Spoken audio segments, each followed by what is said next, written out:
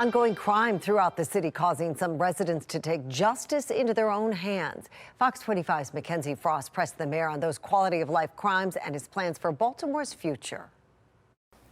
We obtained a memo sent from the police union to its members outlining serious concerns about salary negotiations and staffing within BPD. That paired with the property crimes that continue to plague communities across the city. We asked Mayor Brandon Scott if this is what voters should expect to see if he's reelected later this year.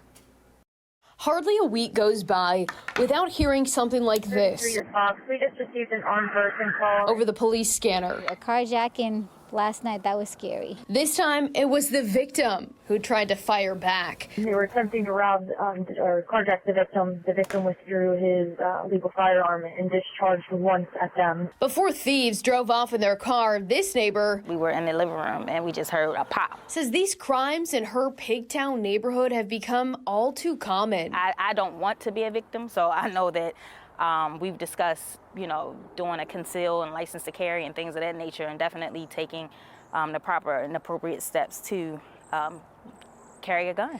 But it's not just this incident where neighbors are taking matters into their own hands. Check out this doorbell video capturing young criminals breaking a window and diving into a Kia, only stopped when another neighbor turns around after seeing the crime unfold.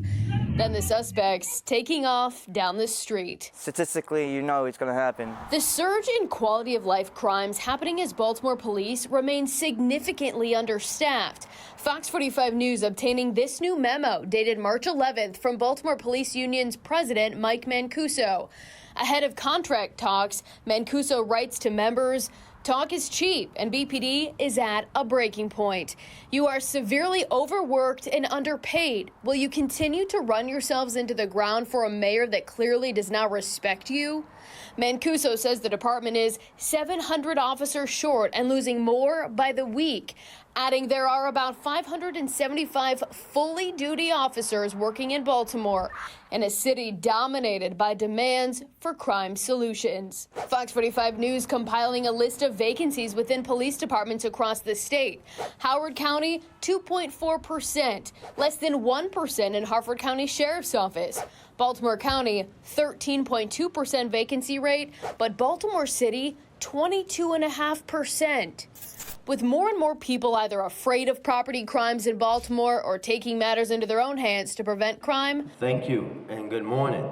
Monday, we questioned Mayor Brandon Scott about the future. Is that the type of environment Baltimore City voters can expect to see if elected again? No, the type of environment Baltimore City voters can expect to see is having the largest homicide reduction the city's ever seen, seeing public safety go in the right direction. The mayor chalking up recruiting struggles to a nationwide trend and instead doubling down on declining violent crime numbers. But what we're going to focus on is continuing having, as we're talking right now, a 17% reduction in violent crime on top of a historic reduction last year. So what do you say to the people who are continuing to deal with these property crimes? Is that not a priority for you? No, it's very much a priority, and I think you and I talked about this recently. When you look at the numbers of arrests that the police department, our fine women and men in the police department have made for things like auto theft, for things like carjacking, for things like larceny, we can see that the arrests are happening.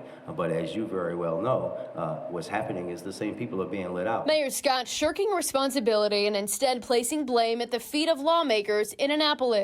But the reality on the ground in Baltimore, between February 25th through March 2nd, a 7-day span, 54 robberies were reported to police, 48 burglaries, 130 cars stolen, and so far this year in the city, 1,377 cars have been stolen.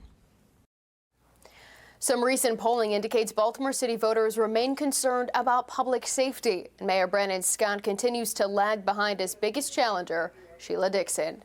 In the newsroom, Mackenzie Frost, Fox 45 News. I'm Mary Bubala. Thank you for watching. Here's another video for you to watch. Also take some time to subscribe to our YouTube channel.